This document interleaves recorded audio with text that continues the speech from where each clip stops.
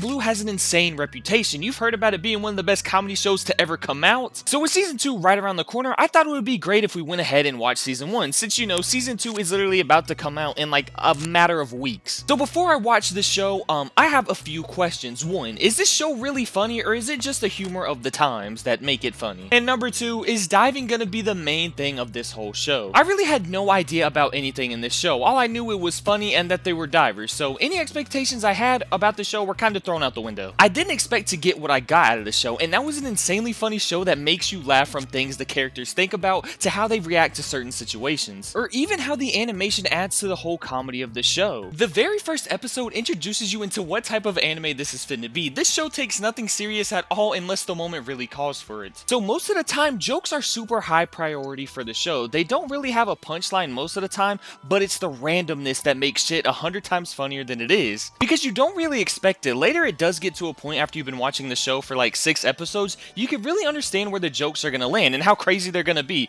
which is a good and bad thing, because you lose the surprise factor of the jokes, but they're so extreme most of the time that you can't really tell where they're gonna go. Let me give you an example to show you how the humor works in this show. So what does Iori here do when he doesn't want them to find out that he's at risk of failing his diver's exam? I will give you 3 options. 1, he can get them drunk so he can train to get better at it. 2, pretty extreme, but he could lock them in jail. And number 3, poison them. Don't worry, I will give you time to think about it. Now, the answer in 3, 2, 1. Yes, he was going to poison them. And if you got that right, you've either seen the show or you just used the context clues that I have provided. But in all seriousness, though, Grand Blue has done everything and more to go past my expectations for the show. So what is Grand Blue really about? We follow our main character, Iori, who is getting ready to start his brand new college life. He's ready to have rooms full of huz, or should I say chuz, and tons of friends, even getting a place to stay with his cousins. So he has easy access to this college, and right when he walks through the door, the diving club is right there.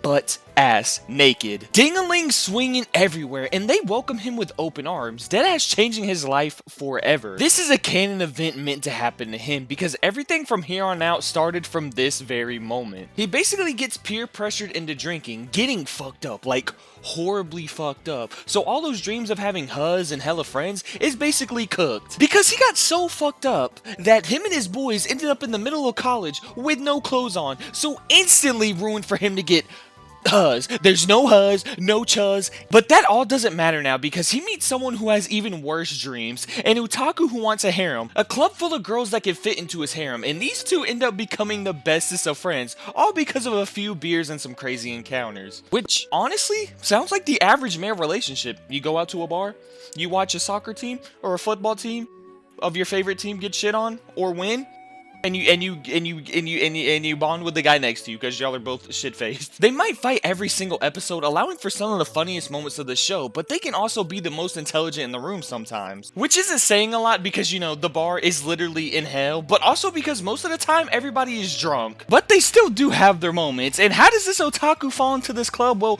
just like Iori, he turns into a chronic drinker who gets drunk and parties all the time and strips butt-ass naked after losing in rock, paper, scissors. A fucking hilarious thing this whole club loves doing when they're getting fucked up. And speaking on rock, paper, scissors, they can't play regular rock, paper, scissors when they're getting drunk. They have to add a stipulation to it, and that's strip rock, paper, scissors, so, you know.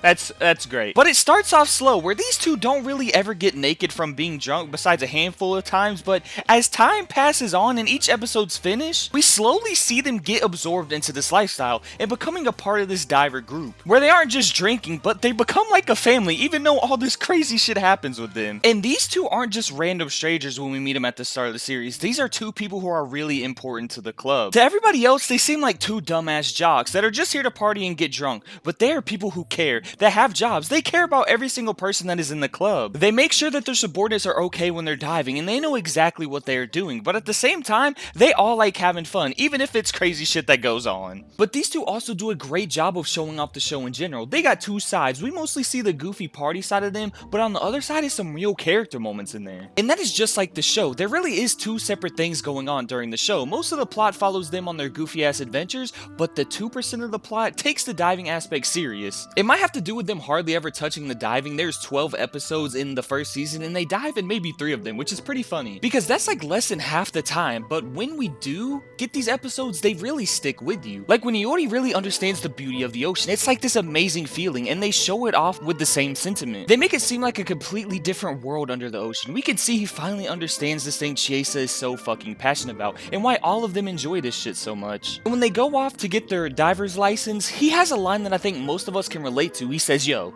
this shit is so much better when you have people who care about this stuff to do it with. Because we've been in the situation where someone doesn't fuck with what you like, so it just makes you feel insecure about it, especially when they shit on it. But when you find people who really care about the same thing, y'all can sit there and laugh about it and talk about it for hours. So when you see Chiesa's reaction whenever he finally understands the sea, it's nice and wholesome because you can really understand where she's coming from. This is something that the show does really well and really makes the moments where Chiesa and Iori connect through diving moments stand out because, you know, he finally cares about something she likes. So their friendship evolves, but sometimes it leads to him saying some stupid shit and ruining the moment they're having. And that's usually where all the deep stuff happens, is when them two are talking about diving and you get the diving episodes. Yeah. But let's seriously talk about what makes this show so fucking great, and that is the comedy. There aren't many shows that really handle the comedy aspect really well. They're either dumb or kind of don't hit, but this show, most of the jokes actually land because they are just left field randomness. Shit that is the most extreme it possibly can be, but in the best way possible. Each time you watch, you just expect to get dropped out of your seat from the pure comedy because it never gets old. They can crack the same joke 10 times and each time it's funnier and funnier because whether it be the animation or the whole situation they're in, it makes the jokes. Comedy is obviously subjective, but while I was watching this, I don't think there wasn't multiple episodes where I wasn't laughing most of the time because the comedy is just so good. And the animation takes it to a next step where it's how they draw the faces to be super exaggerated to make that punchline hit slightly harder. It makes sure everything is there for a reason to add to the comedy and not take away from it. They use the animation to enhance it and not make the animation be the reason the joke is funny. The voice acting,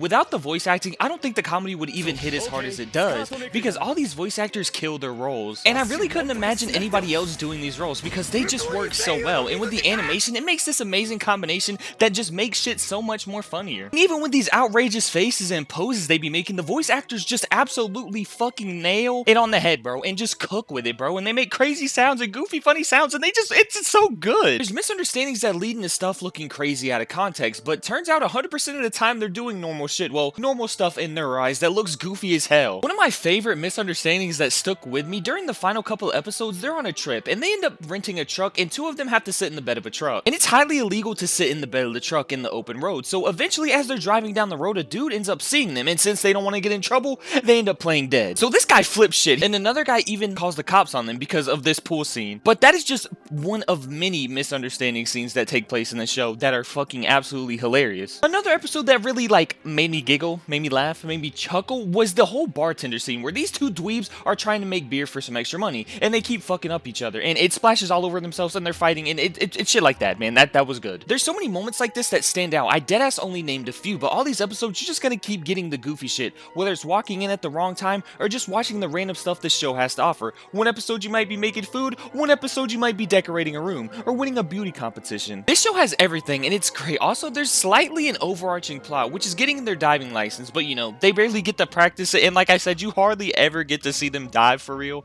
besides the occasional episodes that really hone in and focus on that type of shit. Comedy is something that I really hope carries over to season 2 because it made season 1 unforgettable. I'm sure they're adapting everything from the manga and all that. I just hope the animation, the goofiness, all that translates back again because it is the same studio, so all my hope is at a gazillion. My one flaw with season 1 would have to be that it wasn't streaming on everywhere until kind of recently. Crunchyroll finally got season 1 on fucking Crunchyroll, so now you don't have to go sell the 7 Cs just to watch it. So all my negatives was about that, but they fixed that, so no problems here. But you know what? Casual watcher is not going to go out of their way to find out where this show is streaming on, so the fact that it's finally somewhere where people can actually watch it is good. Round of applause. Shout out to them. I'm glad it's somewhere people can actually stream it. But this show is deadass one of the best comedy shows I've ever seen, which is saying a lot because I feel like most comedy shows really fall flat, like I said earlier. But, you know, these jokes hit, everything stands out, and all the characters are fucking hilarious. But I have to speak about my favorite character in general. Chiesa, the 20-year-old diving goat. And that's all I gotta say. That's all I gotta say. If you've seen the show, you understand. I mean, I can show you this. You'd understand. You'd get it. She's bad. She's bad. She's a waifu, bro. That's what it is. This show really has everything. It lived up to the hype, and it even got beautiful hugs, bro. Beautiful hugs. But no, in all seriousness, the characters are great. The comedy is amazing, and the animation just makes it even more funnier. Maybe I could ask for some more diving, but I'm completely fine with how it does shit now, because it's fucking great. I had 2 questions at the start of the video, and were these answered? Yes. Yes, they were. Yes, the show really is about diving, and the one to the first question, yes, it is pretty funny. It's actually fucking hilarious. Overall, this show is amazing, and I know I'm not doing this shit real justice, but you really just have to go and watch it. Because me yapping about it is only giving it so much credit, because this show is just that good, and word of mouth will never do it justice. You really just have to go watch it, and hopefully this video makes you want to go watch it, but I know I spoiled some stuff, and I apologize for that, but please, go watch the show. So hopefully everybody did enjoy this video. You know, please like, comment, and subscribe, and yeah, thank you.